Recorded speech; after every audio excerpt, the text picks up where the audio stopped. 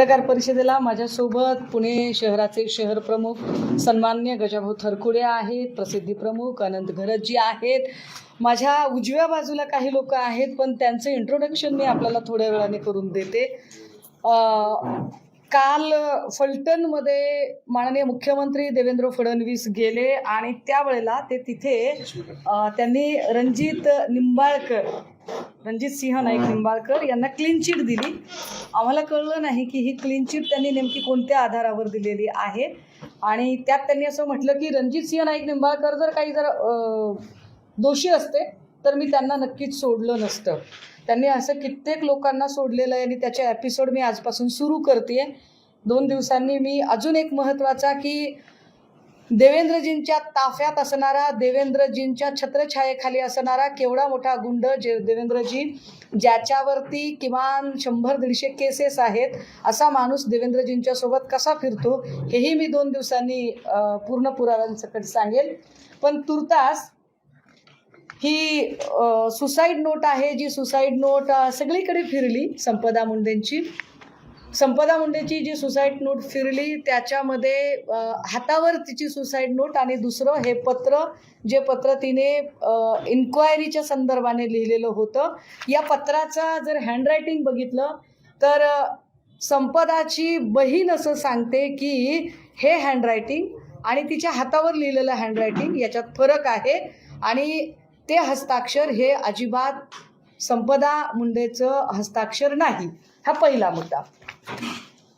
दुसरं असं की या सगळ्यांच्या मध्ये गोपाल बदने आणि प्रशांत बनकर या 2 लोकांची नावं घेतली गेली. गोपाल बदने आणि प्रशांत बनकर ही 2ही माणसं हजर झाली. मला कायम प्रश्न पडतोय की जेव्हा कधी एखादी हाय प्रोफाईल केस असते तेव्हा हाय प्रोफाईल केसमधला जो कोणी गुन्हेगार आहे, आरोपी आहे, तो स्वतःहून कसा काय तिकडे हजर होतो. एकाही हाय प्रोफाईल केसमधल्या गुन्हेगाराला किंवा आरोपीला पोलिसांनी अजिबात अटक केलेली नसते. हे फार विशेष आहे. हे नोंदवावं लागेल पुन्हा पुन्हा की जेव्हा संतोष देशमुख खून खटला झाला तेव्हा त्याच्यामध्ये वाल्मिक कराड स्वतःहून हजर, प्रशांत कोरटकर अजिबात महाराष्ट्र पोलिसांनी त्याच्यावर कारवाई केलेली नाही.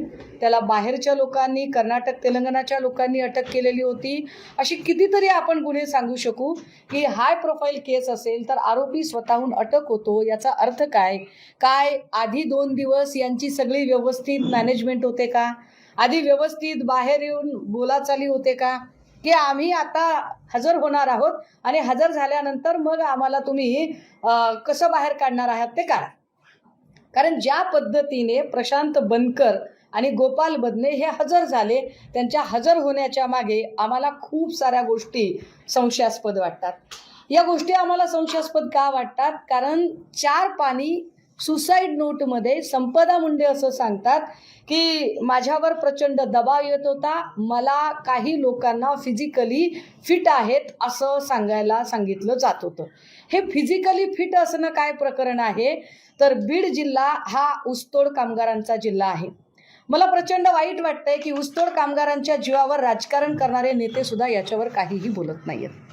हा ऊसतोड कामगारांचा जिल्हा जिथून की राज्यभर वेगवेगळ्या साखर कारखान्यांना कामगार पोचतात आणि राज्यभर जिथे पोचतात तसेच ते उपलवेचा जो कारखाना आहे, जो रणजित सिंह नाईक निंबाळकर यांचा कारखाना आहे, याही कारखान्यावर अनेक ऊसतोडीचे मजूर आणले जातात. विशेषतः बीडमधून काही मजूर जातात. बऱ्याचदा असं होतं की ऊसतोडीचा जो मुकादम आहे त्या मुकादमाकडून काही ठिकाणी पैसे आधी उचली दिल्या जातात आणि एखादा कोयतं म्हणजे जो ऊसतोड कामगार आहे, अर्ध कोयतं म्हणजे फक्त पुरुष, पूर्ण कोयतं पुरुष आणि स्त्री. तर कधी कधी असं होतं की या लोकांकडून उचल घेतलेली आहे मात्र ही लोक निघून जातात किंवा ती कामावर थांबत नाहीत. अशा वेळेला त्यांच्याकडून वसुली करून घेण्याच्या अत्यंत आपल्याकडे काय म्हणता येईल अमानुष पद्धती आहेत. अत्यंत अमानुष पद्धतीने कारखानदार या उचली वसूल करून घेण्याचा प्रयत्न करतात. रणजित सिंह नाईक निंबाळकर यांनी आत्तापर्यंत अशा असंख्य लोकांना मेंटली टॉर्चर केलं, त्यांना उचलून आणलं, त्यांना शारीरिक मारहाण झाली, त्यांना इजा केल्या. मी पुन्हा हे नमूद करते की ऊसतोड कामगारांच्या जिल्ह्यामध्ये ज्यांनी ऊसतोड कामगारांच्या जीवावर आजवर आपलं राजकारण केलं, भाषणांमधून कोयते घासून ठेवा वगैरे भाषा केल्या, पण त्याच कोयतेकरी लोकांच्या सुरक्षेच्या बद्दल मात्र ते चकार शब्दाने बोलायला तयार नाहीत, कारण त्यांना त्यांच्या राजकीय पोळ्या भाजायच्या आहेत. ज्या रणजितसिंह नाईक निंबाळकरांनी हे कामगार उचलून आणायचे, त्यांना मारहाण करायची आणि त्यांच्यावर पोलीस कंप्लेंट दाखल करायची. मोडस ऑपरेंडसी काय आहे? त्याला उचलून आणायचा, त्याला बेदम मारहाण करायची, तो अगदी म्हणजे गलित गात्र झाला पाहिजे, तो मरायला टेकला पाहिजे आणि मग त्याला पोलीस स्टेशनमधून, म्हणजे पोलीस स्टेशनमध्ये तर गुन्हा नोंद होणारच आहे त्याच्यावर, पण त्याला दवाखान्यात न्यायचा, सरकारी दवाखान्यामध्ये न्यायचं आणि सरकारी दवाखान्यात जेव्हा डॉक्टर सांगतायत की अरे हा फिजिकली अनफिट आहे, तुम्ही याला अटक नाही करू शकत, त्यावेळेला त्याला फिजिकली फिट आहे हे सांगण्यासाठी त्याच्यावर जोर जबरदस्ती करायची. हे फिजिकली फिट ठरवणं किंवा अनफिट ठरवणं कोणाच्या हातात आहे? तर अर्थात तिथले वैद्यकीय अधिकारी. वैद्यकीय अधिकारी कोण आहे? संपदा मुंडे आहे.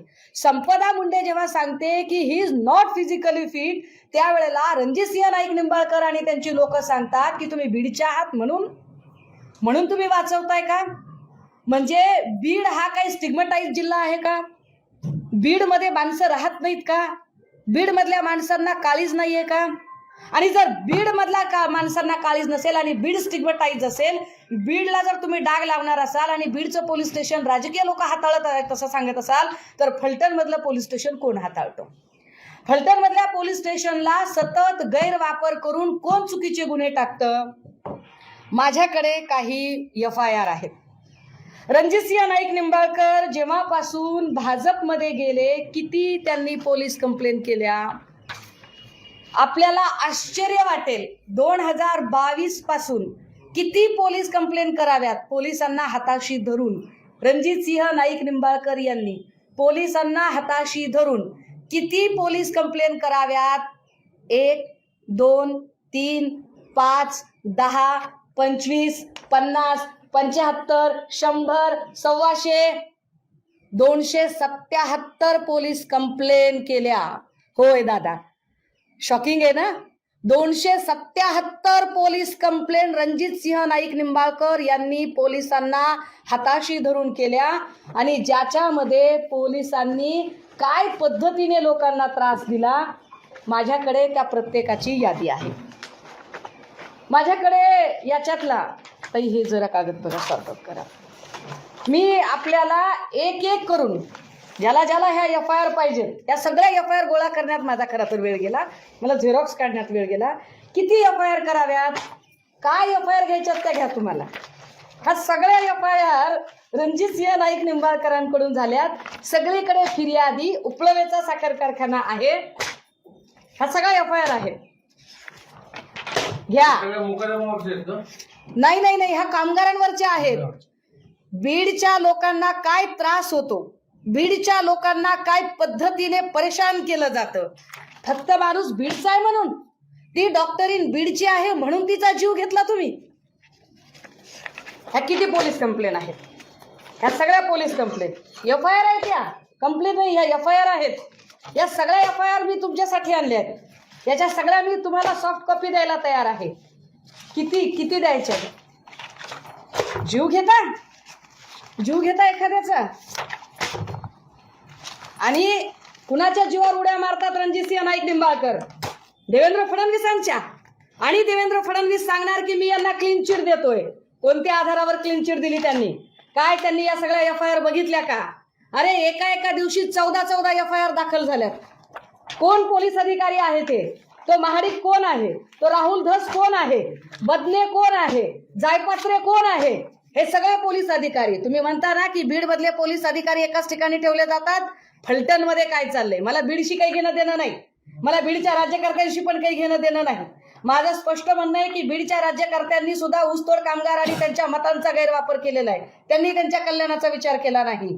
पण यामुळे बीडमध्ये जो ऊसतोड कामगार आहे त्यांचा प्रश्न इथं ऐरणीवर आलाय की काय हलाकीचं आणि गुलामांचं जगणं ते जगताहेत. अरे माणसं बॉयलरमध्ये उचलून टाकली राव. उचलला माणूस आणि बॉयलरमध्ये टाकून दिला, मरून गेला माणूस. त्याची दाद फिर्याद नाही काही.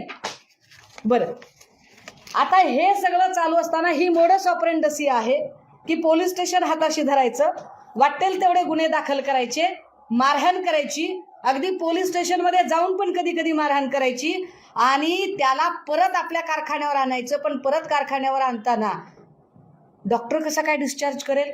डॉक्टर तर म्हणेल की ही इज नॉट अनफिट. मग त्यावेळेला त्याला मेडिकली फिट असल्याचं प्रमाणपत्र देण्यासाठी रणजितसिंह नाईक निंबाळकर हे त्याच्यावर दबाव आणणार. पोलीस स्टेशन आणि या सगळ्यांची एक साठगाठ असते. आमचे प्रश्न काही निर्माण होतात की एक महिला डॉक्टर अर्ज करते, ती सांगते की मला अनफिट माणसाला फिट असायला सांगितलं, मी त्या माणसाला 2D इको करायला सांगितलेली आहे. तो 2D इको करायला जाणार होता, त्याचा 200च्या वर BP होता आणि मी आर्ग्यू करते, मी वाद घालते, मी काम करत नाही असं म्हणून माझी तक्रार केली गेली. डिपार्टमेंटकडे तक्रार केली गेली. मी डिपार्टमेंटला विचारलं की अरे माझ्याबद्दल काय नेमकी तक्रार आहे, तुम्ही काय कारवाई केली ती मला सांगा. आणि ती कारवाई अजिबात सांगितली जात नाही की कोणती कारवाई झालेली आहे. त्यानंतर ती वैतागते. आपण सगळे पत्रकार असण्यापेक्षा माणूस आहात, म्हणजे मला फार चिडचिड याच्यासाठी होते की वैशाली हगवणे प्रकरणात पण हेच झालं होतं. हगवणे प्रकरणात त्या माऊलीने आत्महत्या केली आणि तिचं कॅरेक्टर असोसिनेशन केलं. वैष्णवी हगवणे प्रकरणातही तिचं कॅरेक्टर असोसिनेशन केलं. सेम मोडस ऑपरेंडसी आता करताय. सेम आताही संपदा मुंडेचं कॅरेक्टर असोसिनेशन करण्याचा प्रयत्न केला जातोय. तिचं चारित्र्य ठीक नव्हतं, ती कोणाला तरी भेटत होती, तिचे काय संबंध होते, असा गलिच्छपणा चाललेला आहे. लाज वाटली पाहिजे या सगळ्यांना की तुम्ही एखाद्याच्या मेल्यानंतर तुम्ही त्याचं कॅरेक्टर असोसिनेशन करताय. बरं, साधा प्रश्न आहे माझा की एखाद्या गावात जेव्हा आम्ही राहतो आणि त्या गावात आमचं घर असतं त्यावेळेला आम्ही त्याच गावात हॉटेल घेऊन राहत नाही. संपदा मुंडे रात्री 1 वाजता त्या हॉटेलमध्ये गेलीच कसं काय? ताई हॉटेलचा फोटो द्या मला जरा. संपदा मुंडे त्या हॉटेलमध्ये गेली कशी काय? हे हॉटेल आहे, हॉटेल मधुदीप. या हॉटेलमध्ये रात्री 1 वाजता संपदा मुंडेला एंट्री का दिली? एकट्या महिलेला हॉटेल मिळतं असं मला तरी माहीत नाही. काय हिची एंट्री कायदेशीर पद्धतीने घेतली होती, सही होती, सगळे डॉक्युमेंट ते घेऊन गेले असं सांगतायत. मी हेही डॉक्युमेंट मागितले पण ते डॉक्युमेंट घेऊन गेले असं सांगत आहेत. ते याच्यावर एका चकार शब्दाने बोलत नाहीयेत. आता ती का गेली रात्री 1 वाजता? तिला काय गरज पडली स्वतःचं घर असताना त्या हॉटेलमध्ये जायची? हे हॉटेल कुणाचं आहे ते जरा सांगितलं पाहिजे मी. हे हॉटेल भोसले नावाच्या माणसाचं आहे. कोण आहे हा भोसले? हा भोसले रणजितसिंह हा इकडचा भोसले आहे. रणजितसिंह नाईक निंबाळकर आत्ता जेव्हा इलेक्शन लढतील तेव्हा भाजपाचा संभाव्य नगराध्यक्ष पदाचा हा उमेदवार आहे. याच्या बाजूला अजून एक माणूस आहे, यांचं नाव आहे जयकुमार गोरे. काल जयकुमार गोरे त्यांच्या स्टेजवर होते. जयकुमार गोरेवरही एका महिलेने फार आरोप केलेले आहेत. लक्षात घ्या, जयकुमार गोरे बाजूलाच राहतात. जयकुमार गोरे, भोसले, रणजितसिंह नाईक निंबाळकर सगळे एका फ्रेम मध्ये दिसत आहेत. आणि या माणसाचे हे हॉटेल आहे. ये रिश्ता क्या कहलाता है. का या हॉटेलवर बोलावलं होतं? हॉटेलवर बोलावलं होतं की गेली होती? हॉटेलवर बोलावलं असेल तर कशासाठी बोलावलं होतं? जर तिची बहीण सांगते की ते हस्ताक्षर तिचं नाहीच आहे तर तिच्या हातावर कुणी लिहिलं? काय संपदा मुंडेचा जीव गेला का? काय संपदा मुंडेची हत्या झाली का? संपदा मुंडेने आत्महत्या केली की संपदा मुंडेने हत्या केली? हत्या झाली. तुम्ही म्हणाल की मी डायरेक्ट आत्महत्या आणि हत्या यावर का बोलतेय? मी यावर आपल्याला 2 व्हिडिओ दाखवले पाहिजेत. जर आपल्याला आठवत असेल याच्या आधी एक काय म्हणता येईल त्याला, साधारणतः 2 वर्षांपूर्वी ननावरे नावाचं नाव तुम्हाला आठवत असेल. नंदकुमार ननावरे.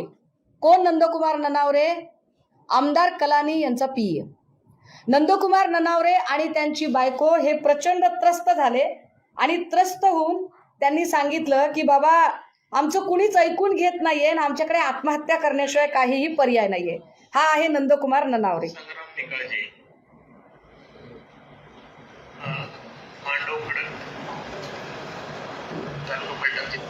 मी पूर्ण ऐकायचे असेल मी पूर्ण पण ऐकवते.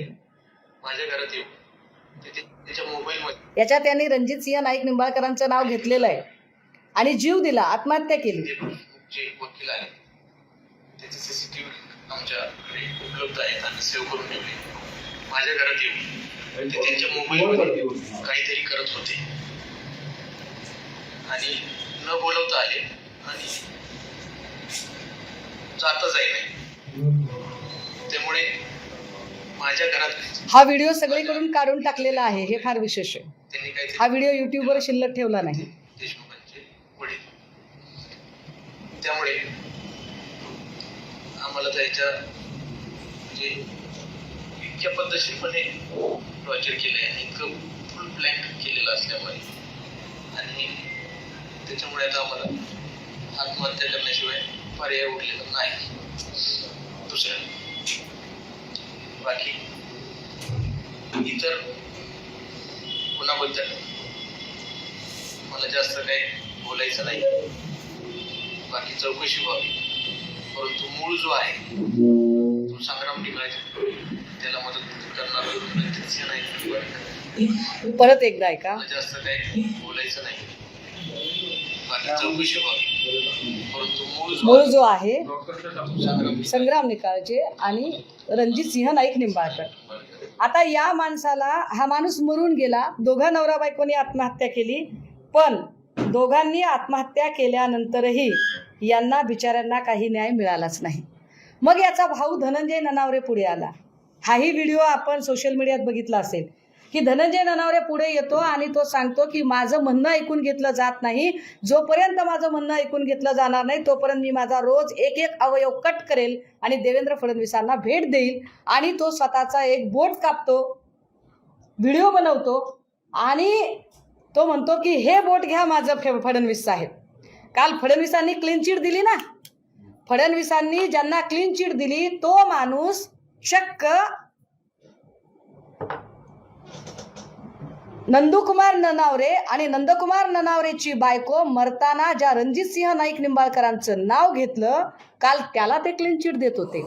त्याचा भाऊ याने सोशल मीडियाच्या समोर येऊन, तोही व्हिडिओ आहे माझ्याकडे, तोही पाठवते मी आपल्याला, की तो आपलं बोट तोडून घेतो, एक एक अवयव तोडतो. त्याचे व्हिडिओ सोशल मीडियात व्हायरल होतात आणि नंतर चौकशी लागते, पण चौकशीत फक्त बालाजी किनीकरचं नाव घेतलं जातं.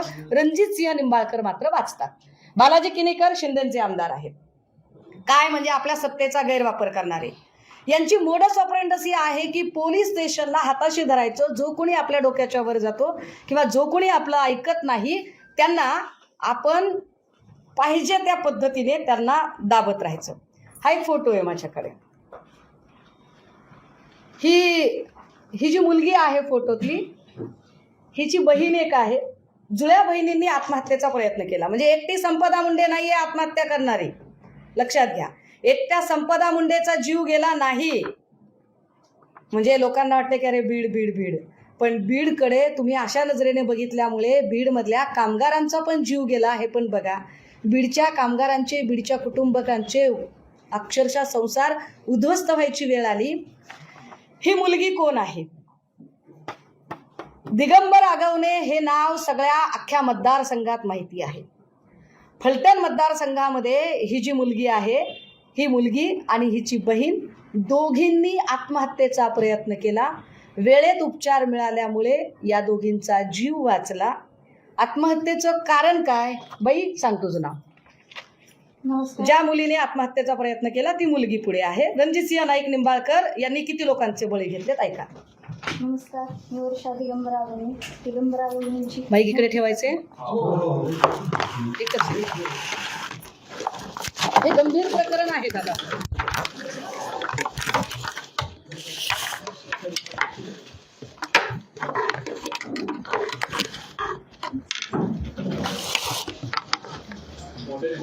नमस्कार, मी वर्षा दिगंबर आगवणेंची मोठी कन्या. 9 ऑगस्ट 2022ला वडिलांना अटक झाली.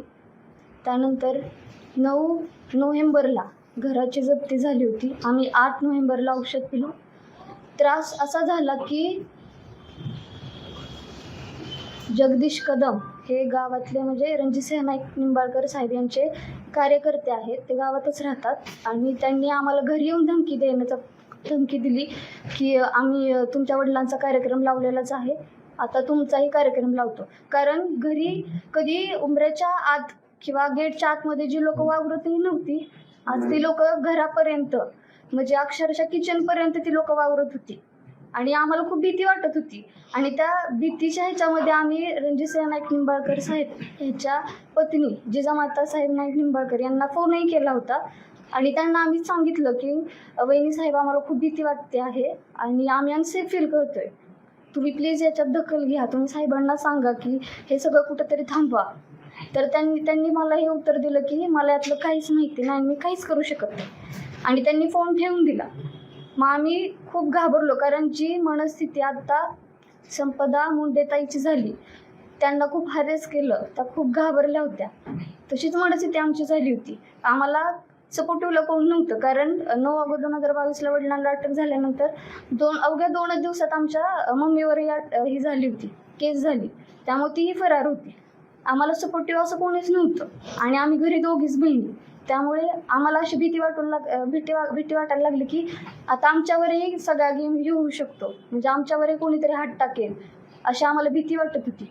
म्हणून काहीतरी वाईट होण्यापेक्षा स्वतःचा जीव संपवलेला बरा, असं आम्ही असा विचार करून आम्ही दोघींना औषध दिलं. आणि जप्ती ही माझ्याकडे पुरावे आहेत.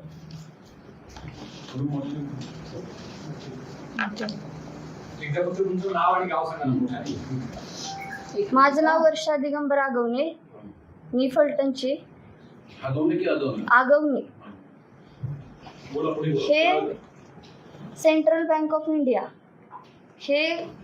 हे सगळे प्रॉपर्टी आहेत ज्या की तारण नाही आहेत, त्या सुद्धा सील केल्या गेल्या आहेत, हे सगळे आहेत. हा विषय असा आहे, दिगंबर आगवणे आणि रणजितसिंह नाईक निंबाळकर यांची अनेक व्यवसायांमध्ये भागीदारी होती. दिगंबर आगवणेला न सांगता रणजितसिंह नाईक निंबाळकर यांनी त्यांच्या अनेक प्रॉपर्टी बँकेला तारण ठेवल्या आणि या सगळ्यांच्या संबंधाने ज्या माणसाला माहीत नाहीये त्या माणसावरती केसेस दाखल झाल्या. किती केसेस दाखल झाल्या? एका माणसावर किती केस दाखल व्हाव्या? पोलीस स्टेशनचा गैरवापर काय असतो? रणजितसिंह नाईक निंबाळकर यांना कोण खाणार आहे? मला प्रश्न हा पडलाय. रणजितसिंह नाईक निंबाळकरांना सिक्युरिटी कशासाठी दिली आहे? देवेंद्र फडणवीसांनी याची उत्तरं दिली पाहिजेत की रणजितसिंहला मुळात सिक्युरिटी कशासाठी आहे? कुणापासून भीती आहे रणजितसिंह नाईकांना की एका पडेल खासदाराला तुम्ही एवढी सिक्युरिटी दिलेली आहे? ही सिक्युरिटी कशासाठी आहे? ही लोकांना घाबरवण्यासाठी आहे? कारण ज्या केसेस दाखल केल्या, एकूण 24 गुन्हे दाखल झाले. महत्त्वाचं, ही पोरगी, ह्या ताई, ती तिकडे ती व्हिडिओ करते, ती ताई, तिचा नवरा मेलेला आहे. हे सगळे बाया पोर आहेत. यांनी काय खून केलाय का? अपहरण केलंय का? खंडणी मागितली आहे का? दरोडा टाकलाय का? चोरीमारी केली आहे का? यांच्यावर मकोकासारखा गुन्हा आहे. काय पोलीस स्टेशनचा गैरवापर होऊ शकतो की यांच्यावर मकोकासारखा गुन्हा आहे? ताई, गुन्हे सांगा आता तुम्ही, तुमची ओळख सांगा आणि गुन्हे सांगा. हां, नमस्कार, मी जयश्री दिगंबर आगवणे, फलटण पंचायत समिती सदस्य, दिगंबर आगवणेंची पत्नी. तर आज जो फलटणमध्ये जो प्रकार घडला, आज 4 दिवस झालं बातम्या बघतोय, जो डॉक्टर संपदाताईंबरोबर जे घडलं ते आम्ही 2 वर्ष झालं त्या ह्याच्यातून जातोय. 3 वर्ष झालं घरापासून घरदार सगळं जप्ती केलेलं, म्हणजे सत्तेचा दुरुपयोग करून त्यांनी सगळी जी प्रॉपर्टी तारण नाही ती तारण केली. आणि आज 9 ऑगस्ट 2022ला माझ्या पतीवरती एका गुन्ह्यामध्ये चौकशीसाठी बोलवलं, दिवसभर बसवलं आणि 5 वाजता अरेस्ट म्हणून सांगितलं, जे की त्याच्यात इंट्रीम बेल होता. आणि त्यांनी म्हणजे प्रशासनाचा आणि सत्तेचा पुरेपूर फायदा घेऊन आमच्यावरती 25 गुन्हे दाखल केले. हे रीतसर गुन्हे आहेत. प्रत्येक केसमध्ये बेल होणार, MCR झाला की बेल घेणार की लगे दुसरा गुन्हा दाखल, लगे तिसरा गुन्हा दाखल, असे करून आमच्यावरती 25 गुन्हे दाखल केले. त्याच्यातले 12 FRI माझ्यावरती आहेत. मोकोका, खंडणी, MPID, ED. आणि ते असे आम्ही 2 वर्षाखाली इथं पत्रकार परिषद घेतली होती. त्यावेळेस 3 वर्ष झालं आमची दखल कोणीही घेतली नाही का. पत्रकार परिषद घेतली, सगळे व्हिडिओ ह्याच्यावरून डिलीट केले, यूट्यूबवरून डिलीट केले, पत्रकारांच्या चॅनलवरून डिलीट केले. कोणालाही पत्रकार दबावाखाली कोणालाही आमची बातमी लावून दिली नाही. नंतर आम्ही आमचा यूट्यूब चॅनल खोलला आणि आम्ही आमचे व्हिडिओ बनवले, जे की माझ्याकडे प्रत्येक FRIचा पुरावा आहे. गुन्हे कोणते? प्रत्येक FRIचा पुरावा आहे आणि प्रत्येक FRIचा कागद आहे माझ्याकडे. त्यांनी ईडीला हे लेटर दिलेलं आहे. ईडी 9 ऑगस्ट 2022ला अरेस्ट झाली आणि लेटर दिले 29/7/2022ला. बँकेला लेटर दिले की ईडीनं तक्रार दाखल केलेली आहे, तुम्ही पण त्याची चौकशी करून तक्रार दाखल करा. आणि ते सांगतात की माझा ह्याच्याशी काही संबंध नाही. ते मोक्याची सुरुवात ह्याच्यापासून झाली. आता प्रश्न असा निर्माण होतो की भाजपा जी सांगते की आमचा ईडीशी काही संबंध नाही, ईडी CBIच्या यंत्रणा कशा वापरल्या जातात एखाद्या माणसाची माती करण्यासाठी त्याचा भक्कम पुरावा आहे. मुळात ईडीने काय कारवाई केली, ईडीने काय चार्जशीट दाखल केली, ईडी कोणत्या स्टेटसला आहे आता, हे बाहेर कुणालाही कळायचं कारण नाही. पण तरी सुद्धा या केसमध्ये ईडीला स्वतः रणजितसिंह नाईक निंबाळकर पत्र लिहून सांगतात की याच्यावर कारवाई झाली पाहिजे. रणजितसिंह नाईक निंबाळकर ईडीला सगळी माहिती देतात आणि त्यांच्या हे लक्षातच येत नाही आणि हे पत्र माहिती अधिकाराखाली नंतर आम्हाला बाहेर मिळतं. म्हणजे रणजितसिंह नाईक निंबाळकर एक पडेल खासदार काय पद्धतीची ताकद वापरतात आणि ती ताकद वापरून फक्त तो भाजपच्या वळचणीला माणूस आहे म्हणून त्याच्या संबंधाने कुठलीही चर्चा गवगवा केला जात नाही आणि मुख्यमंत्री महोदय सरळ सरळ क्लीन चिट देतात. मुख्यमंत्र्यांची कालची क्लीन चिट म्हणजे पोलिसांनी तपास थांबवावा याचे एका अर्थाने अलिखित संकेत आहेत. हे अलिखित संकेत का दिले जातात? प्रश्न असा निर्माण होतोय की ज्या संपदा मुंडेंचा जीव गेलेला आहे, आमचा पहिला तर हा त्याच्यातला प्रश्न आहे की संपदा मुंडेचा मुळात आत्महत्या झाली की हत्या झाली. आम्हाला दाट संशय आहे की संपदा मुंडेची हॉटेलवर बोलून हत्या झालेली आहे. संपदा मुंडेंची हत्या करण्यामध्ये फक्त गोपाल बदने आणि प्रशांत बनकरच आहे की अजून कुणी लोक आहेत? हे दोनच चेहरे आपल्याला दिसत आहेत, पण बाकीचे म्हणजे ज्यांची नावं मी मगाशी घेतली या सगळ्या लोकांच्या चौकशा झाल्या पाहिजेत. ज्या चौकशांमध्ये मी कदाचित ती नावं विसरून जाईल म्हणून मी काही नावं मगाशी घाईघाईने लिहिली होती की ही जी सगळी नावं आहेत यांच्यामध्ये काय त्या सगळ्या लोकांना भाऊबीजेचा दिवस होता, त्याच्या 3 दिवस आधी संपदा मुंडे आपल्या बहिणीला सांगते की माझं कास्ट सर्टिफिकेट व्हेरीफाय करायचंय, ते कास्ट सर्टिफिकेट घेण्यासाठी मी येणार आहे. म्हणजे जी पोरगी पुढच्या 8 दिवसाच्या तिच्या कामांचं प्लॅनिंग करते ती पोरगी जीव कसा काय देऊ शकते? मुद्दा क्रमांक 1. दुसरं असं की ती आत्महत्या नसून हत्या आहे असं आम्हाला का वाटतं, तर तिची बहीण सांगते की ते हस्ताक्षर जुळत नाही. तिसरं असं की हॉटेलमधून हॉस्पिटलमध्ये तिला नेण्याची एक तर ती हॉटेलमध्ये कशी सापडली. चौथं, तिचे नातेवाईक आलेले नव्हते तोपर्यंत तिची डेड बॉडी उचलण्याची घाई का केली? का तिची डेड बॉडी उचलली? की फक्त ती बीडची आहे म्हणून, तिचं आडनाव मुंडे आहे म्हणून? म्हणजे एक मुंडे आडनाव जर तुम्हाला कुठेतरी आरोपांच्या कक्षेत सापडलं तर तुम्ही सगळ्या मुंडेंकडे तसंच बघणार का? तुम्ही सगळ्या वंजारी समाजाकडे तसंच बघणार का? माफ करा, मी कधी जातीचं राजकारण करत नाही, पण ज्या पद्धतीने एका मुलीचं कॅरेक्टर असॅसिनेशन केलं गेलं, मला आश्चर्य वाटते की काही पत्रकार बूम घेऊन जात आहेत आणि बदनेच्या कुटुंबाचे इंटरव्ह्यू करतात. बदनेच्या, अरे गुन्हेगाराचं उदात्तीकरण करता तुम्ही. बदनेच्या कुटुंबाचे इंटरव्ह्यू केले जातात, त्याच्यामध्ये तो कोण दुसरा आहे बनकर, त्याच्या कुटुंबाचे इंटरव्ह्यू केले जातात. आणि इंटरव्ह्यू करणाऱ्यांचं म्हणणं दाखवताना सारासार विवेक वापरला जात नाही की जर त्या बाईचं खरं असेल तर ती तोंड बांधून का बोलते? तिला तोंड बांधायचं काय अधिकार आहे? म्हणजे जिच्याबद्दल इतकं वाईट झालं तिचं नाव अक्षरशः तुम्ही मात्र उधळावं तसं उधळून टाकलं आणि जी मखलाशी करत एक महिला बोलते ती तिचा चेहरा झाकून बोलते, त्याच्यात काहीही सस्पेक्टेड वाटत नाही. किती लोक आहेत, माझा कुणाकुणावर संशय आहे, मला काही नावं सांगायची आहेत. याच्यात फक्त बदने आणि बनकर हे स्वतःहून आले.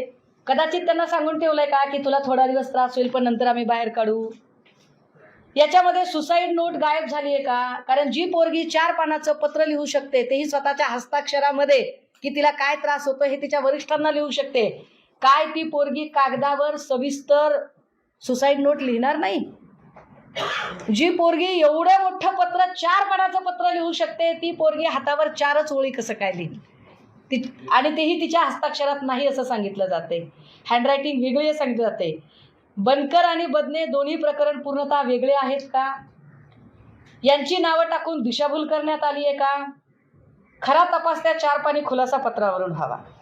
रणजितसिंह नाईक निंबाळकर चौकशीच्या कक्षेत आलेच पाहिजेत. कारण रणजितसिंह नाईक निंबाळकरांच्या संबंधाने मी एक नाही अनेक प्रकरणं सांगितली आहेत. एवढ्या सगळ्या FIR ज्या दाखल झाल्या, ज्या बीडच्या ऊसतोड कामगारांवर दाखल झाल्यात, हे सगळ्या त्या आहेत. या सगळ्यांच्या सॉफ्ट कॉपी मी द्यायला तुम्हाला तयार आहे. मी नंदकुमार ननावरेचं प्रकरण सांगितलं, ज्याच्यात आत्महत्या करण्याच्या आधी त्याने रणजितसिंह नाईक निंबाळकरांचं नाव घेतलं, पण रणजितसिंह वाचले त्याही वेळेला. मी आत्महत्येचा प्रयत्न केलेल्या 2ही पोरी आगवणेंच्या, त्या पोरी इथे हजर केल्या आहेत. ज्या पोरींच्यावर अक्षरशः त्यांच्या अंगावर हात टाकला जाईल इथपर्यंत त्यांच्या मनामध्ये दहशत निर्माण केली. आपल्या घरात आपली आई नाही, बाप नाही, आपल्या आईबापांनाही देशोधडीला लावले. आता आपण जर आपल्या आबरूवर जर हात टाकला तर काय करावं, त्यापेक्षा आपण मेलेलं बरं असं म्हणून 2 पोरी आत्महत्येचा प्रयत्न करतात. याबद्दल काय? याच्यामध्ये रणजितसिंह नाईक निंबाळकरांचे 2 PA रोहित नागटिळक, राजेश शिंदे चौकशीच्या कक्षेत आले पाहिजे. डॉक्टर अंशुमन धुमाळ, जो अंशुमन धुमाळ हा तिथला हेड आहे, ज्या डॉक्टर अंशुमन धुमाळकडे तक्रार केलेली होती, ज्याला माहीत होतं. तत्कालीन DYSP राहुल धस, हे राहुल धस सुद्धा चौकशीच्या कक्षेत आले पाहिजे. यांच्याकडे 3 वेळा संपदाने तक्रार केलेली आहे. जी पोरगी एक फायटर स्पिरिट घेऊन आहे, जी पोरगी माझ्यावर काय तक्रार झाली याची मला माहिती मिळावी अशी स्वतःच माहिती अधिकाराखाली माहिती मागवते, तिने खरंच आत्महत्या केली असेल. याच्यानंतर PI सुनील महाडिक याला चौकशीच्या कक्षेत आणलं पाहिजे. हे सगळे लोक सहकार्य करत नव्हते. फलटण ग्रामीणचे परत API जायपात्रे, PSI पाटील यांना का चौकशीच्या कक्षेत आणायचे? तर API जायपात्रे आणि PSI पाटील हे दोघेही जण तिला कायम तू बीडची आहेस, तू गुन्हेगारांच्या जिल्ह्यातली आहेस असं म्हणून तिला मेंटली टॉर्चर करत होते. API जायपात्रे आणि PSI पाटील यांच्याबद्दल सदरील महिलेने अनेकांना त्या संबंधाने माहिती दिली होती आणि तिची ती माहिती त्या 4 पानी पत्रामध्येही आहे, ज्यात ती सांगत आहे की मी बीडची आहे म्हणून मला त्रास होत होता. म्हणजे की तू बीडची आहेस, तू गुन्हेगारांच्या जिल्ह्यातली आहेस, तुझा आडनाव मुंडे आहे, त्यामुळे तुझं म्हणणं कुणी खरं धरणार नाही आणि तुझं काही झालं तरी तुझ्याकडे कुणी बघणार नाही, तुला कुठलीही सहानुभूती मिळणार नाही. दादा हो, हे गंभीर आहे. अमुक एका जिल्ह्यातलं कुणीतरी येतं आणि त्याचा जीव चालला तरी तुला सहानुभूती मिळू शकत नाही, कारण तुझा जिल्हा इतका बदनाम झालेला आहे, तुमची माणसं इतकी बदनाम झालेली आहेत, तुमचं आडनाव इतकं बदनाम झालेलं आहे की तुम्हाला कुठलीही सहानुभूती मिळणार नाही. अशा पद्धतीने जर मांडणी केली तर आपल्याला कुठूनही न्याय मिळणार नाही. अगतिक झालेली पोरगी काय करेल? तिने आत्महत्या केली तरी हे सगळे लोक जबाबदार आहेत, पण मला ठाम विश्वास आहे की याच्यात काहीतरी गौडबंगाल आहे, याच्यात काहीतरी वेगळं शिजलेलं आहे. सबब देवेंद्र फडणवीसांनी क्लीन चिट देण्याची घोषणा करू नये, ती घाई करू नये. त्यांनी का घाई करावी? म्हणजे देवेंद्रजींना ज्यांना वाचवायचं असतं त्यांच्याबद्दल आणि ज्यांना बुडवायचं असतं त्यांच्याबद्दलही ते घाई करतात. मी आठवण करून दिली पाहिजे.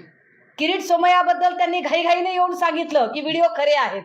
पोलिसांनी विचारलं नव्हतं की व्हिडिओ खरे आहेत का खोटे आहेत, पत्रकारांनी विचारलं नव्हतं की किरीटचे व्हिडिओ खरे आहेत का खोटे आहेत, पण किरीट सोमय्याला खड्ड्यातच घालायचा होता म्हटल्यावर घाईघाईने फडणवीस पुढे आले आणि सांगितलं की व्हिडिओ खरे आहेत. आत्ता का घाईघाईने सांगताहेत ते, का घाईघाईने क्लीन चिट देत आहेत? आमची विनंती आहे आपल्या सगळ्यांच्या माध्यमातून, माननीय उच्च न्यायालयाने समिती गठीत करावी. आमचा SIT वर सुद्धा विश्वास नाहीये. माननीय उच्च न्यायालयाने समिती गठीत करावी आणि या खून प्रकरणाचा, आम्हाला वाटतंय की याच्यात खून झालाय, आम्हाला वाटतंय की बीडच्या एका पोरीची इन्स्टिट्यूशनल हत्या झाली आहे, ही संस्थात्मक हत्या आहे. होय, मी फार मोठा शब्द वापरत आहे. हे जर असंच राहिलं तर एका अर्थाने स्टेट स्पॉन्सर्ड टेररिझम सारखी परिस्थिती निर्माण होईल.